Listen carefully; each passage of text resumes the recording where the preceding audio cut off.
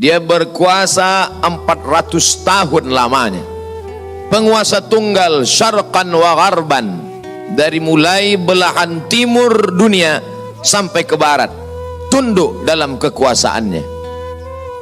Lalu kemudian datanglah Nabi penyeru kepada tauhid menghadap penguasa yang hebat, raja segala raja di atas dunia. Menyembahlah kepada Allah. Lalu apa jawabnya? Dengan sombong dan angkuh dia berkata, Arabbun ghairi, Arabbun ghairi, adakah Tuhan lain selain aku? Adakah yang lebih berkuasa di dunia ini selain aku? 400 tahun membuat dia merasa bahwa dia Tuhan, sampai-sampai keluar dari mulutnya, Arabbun ghairi, adakah Tuhan selain aku? Lalu kemudian apa yang terjadi? Allah subhanahu wa ta'ala mengirimkan ba'udah.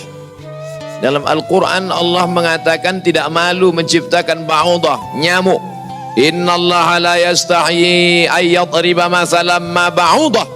Allah tidak malu menciptakan seekor nyamuk. Wa ma fawqaha, lebih kecil daripada nyamuk. Apa yang terjadi?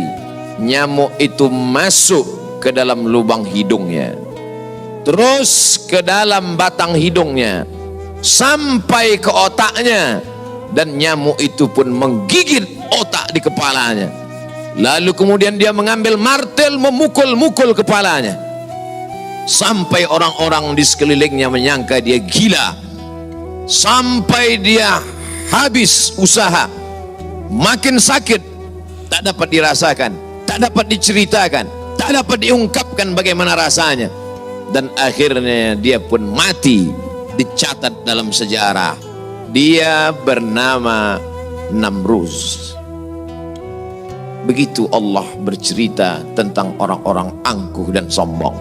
Dia tidak mati disambar petir, dia tidak mati ditimpa batu besar, dia tidak mati karena sesuatu yang hebat, tapi dia mati karena makhluk yang hina, yang kita pun dapat membunuhnya dalam satu kali tepukan. Berpuluh nyawa nyamuk akan mati. Tapi begitu Allah Ta'ala ingin menunjukkan kesombongan, keangkuhan orang-orang yang merasa dirinya Tuhan, jawabannya adalah kuasa Allah Subhanahu wa Ta'ala. Hari berganti, musim berubah, dunia ini diisi oleh orang-orang yang angkuh dan sombong.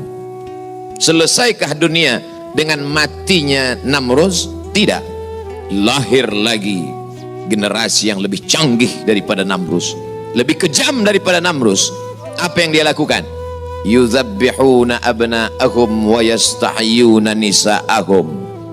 Lebih sadis daripada Namruz. Anak laki-laki disembelih hidup-hidup, anak perempuan dibiarkan karena tidak melawan. Anak laki-laki yang dia nampak dalam mimpinya akan menarik mahkota kekuasaannya, anak perempuan dibiarkan melahirkan. Sampai pada akhirnya ketika dia berkata dengan lantang, kalimat berbeda, substansi makna yang sama, ana rabbukumul a'la, ana, aku, rabbukum, Tuhan kamu, a'la, yang paling tinggi. Ternyata kekuasaan boleh bisa merubah makhluk merasa menjadi khalik. Orang kalau sudah terlalu lama berkuasa, melihat manusia tertunduk-tunduk ketakutan, maka berubah dalam dirinya, berkata, kaulah yang paling berkuasa, engkau adalah Tuhan. Itu pernah terjadi pada Namruz dan menular kepada Farao.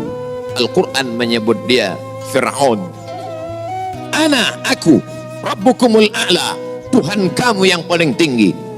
Bagaimana cara Allah mematikan Fir'aun? Diceritakan dalam Al-Quran.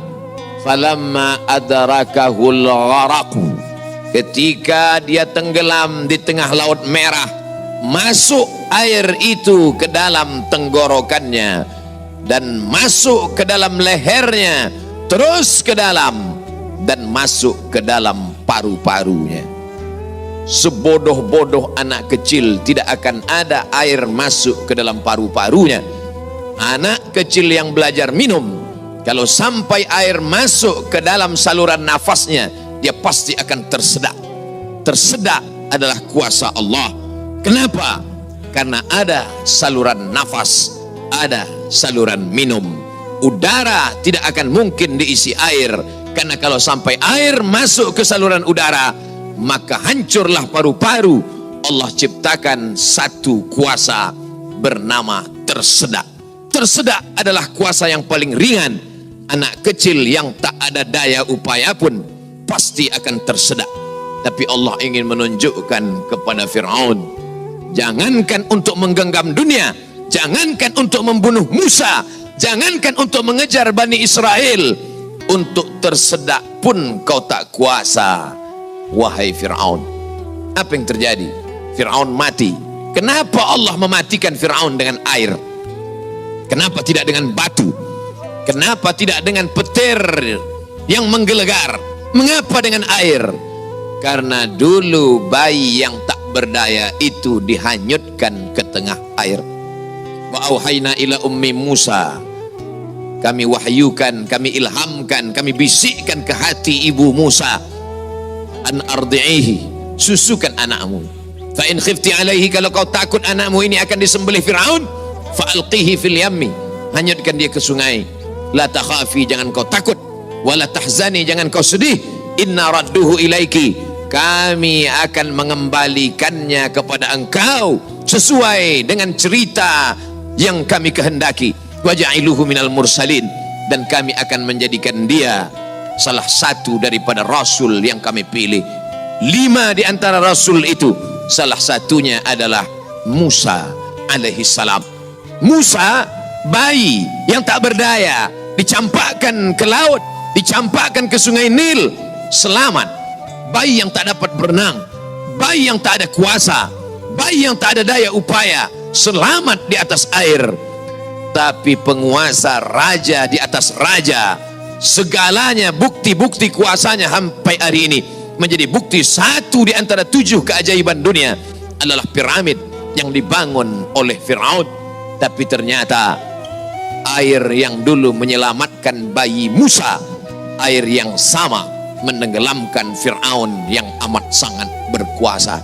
Sekali lagi Allah ingin bercerita kepada manusia bahwa mudah bagi Allah melenyapkan makhluk-makhluk yang sombong, yang merasa diri gagah perkasa, manusia yang terkena penyakit amnesia, terlupa bahwa dia hanyalah makhluk, paru-parunya ciptaan Allah, udaranya titipan Allah, hembusan nafasnya dan tarikannya semua atas kuasa Allah. Mestinya dia berkata, la haula wa la quwata illa billah. Berakhir episode Fir'aun. Selesaikah dunia? Tidak. Muncul lagi mereka yang sombong-sombong. Macam-macam nama sejarah mencatat. Abu Lahab dengan bangganya berkata, sebelum Abu Lahab datang lagi seorang pria perkasa dengan tentara bergajahnya bernama Abraha. Dia ingin memindahkan Ka'bah karena baginya bisnis di Makkah harus dialihkan. Nun, jauh di Yaman, berseberangan dengan Laut Merah, menyeberang ke Afrika. Maka ini Ka'bah harus dihancurkan. Dia bawa pasukan bala tentara, sampai akhirnya pasukan gajah tidak ingin bergerak. Gajah makhluk Allah, binatang, tahu mengenal Allah subhanahu wa ta'ala. Dia paksa gajah itu berdiri dengan pawang-pawangnya. Akhirnya gajah itu berjalan karena amat sangat terpaksa dan di bawah tekanan. Sampai akhirnya apa yang terjadi? Datang Abdul Muttalib membawa kunci Ka'bah. Dia serahkan kepada Allah. Dia katakan di depan pintu Ka'bah, inna lihadzal baiti rabban yahmi. Sesungguhnya Ka'bah ini ada Rabb, ada Allah yang menjaga dan memeliharanya. Bukan aku yang menjaganya, kuserahkan kepada penjaganya. Inna lihadzal baiti rabban yahmi. Sesungguhnya Ka'bah ini ada penjaganya, kuserahkan dia kepada engkau ya Allah. Apa yang terjadi? Fa arsalna alaihim tayran ababil. Kami kirimkan kepada mereka burung ababil yang dibawanya tarmihim, melontar, melempar mereka pasukan Abraha bergajah bihijaratin, dengan batu-batu min sijil, yang dipanaskan di atas api neraka. Apa yang terjadi pada pasukan Abraha? Faja'alahum ka'asfim ma'kul, mereka seperti daun-daun yang dimakan ulat.